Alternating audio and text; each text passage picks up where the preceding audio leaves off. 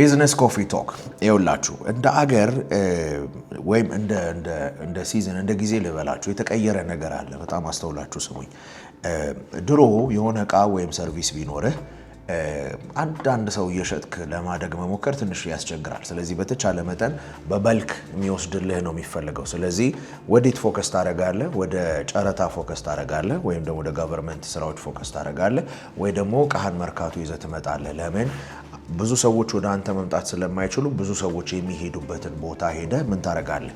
ያለህን ነገር ኦፈር ታደርጋለህ። ስለዚህ ይዛ ደግሞ ያሉት ምኑን ስለያዙብህ? ዋናውን ነገር ስለያዙብህ። ለምሳሌ አሁን አማዞን ላይ ስትሄዱ አማዞን መጀመሪያ ካስተመር ነው የሰበሰበው። ስለዚህ ሰፕላየር አማዞን ጋር ለመምጣት ለምኖ ነው። ለምን? ሱቅ ከሚይዝ ይልቅ አማዞን ላይ ቢሸጥ ስለሚመቸው። አያችሁ፣ ልክ እንደዚሁ መርካቶ ላይ መነገድ የከበደ ለዛ ነው። ለምን? መጀመሪያ ካስተመሩን ይዘውታል። ስለዚህ መደራደሪያ ሌቨሬጁ ማጋ ነው፣ እነሱ ጋር ነው። ስለዚህ የፈለገ ፕራይስ ቢሉ ትሰጣለህ። ለዛ ነው መርካቶ ላይ ፕራይስ በጣም የሚቸግረው።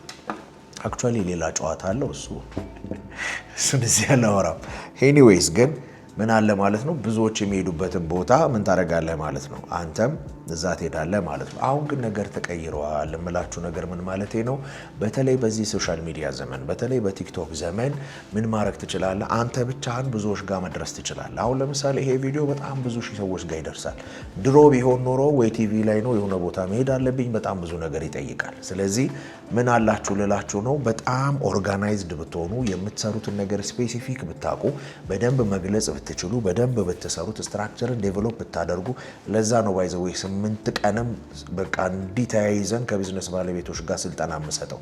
ምን ለማድረግ ነው? ለዚህ ዘመን ሬዲ እንዲሆኑ ለማድረግ ነው። ለምን? አሁን ምን ሆኗል ነገሩ ተለውጧል። ስለዚህ ምን ማድረግ ትችላለህ? ኦርጋናይዝ አድርገህ የራስህን ክላይንት መያዝ ትችላለህ። ያለምን ፍላጎት የሆነ ትልቅ ቦታ ትልቅ ቤት መሸጫ ሳትል ማድረግ ትችላለህ። አሁን ለምሳሌ ኬክ ቤት ብትከፍት ምንድነው የምናደርገው? በጣም እግር የሚበዛባቸው ሰፈሮች ለመከራየት እንሞክራለን። እነሱ በጣም ውድ ሊሆኑ ይችላሉ። ነገር ግን በሚገርም ሁኔታ ማኔጅ ብታደርገውና ሶሻል ሚዲያን ማኔጅ ብታደርግ የሆነ የሚመች ቦታ ላይ ካለ ብዙ ክላይንት ሊኖርህ ይችላል።